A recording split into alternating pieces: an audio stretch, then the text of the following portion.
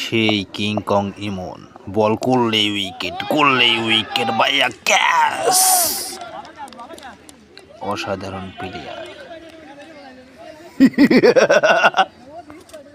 অনেক ভালো বল করছে সে। এখন নামলো আহমিন লেটা।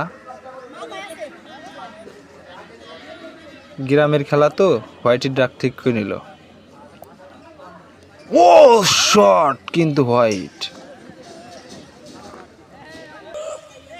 আপনারা হাসবেন না, ভালো মারছে। এখন সিহাদ ব্যাটিং।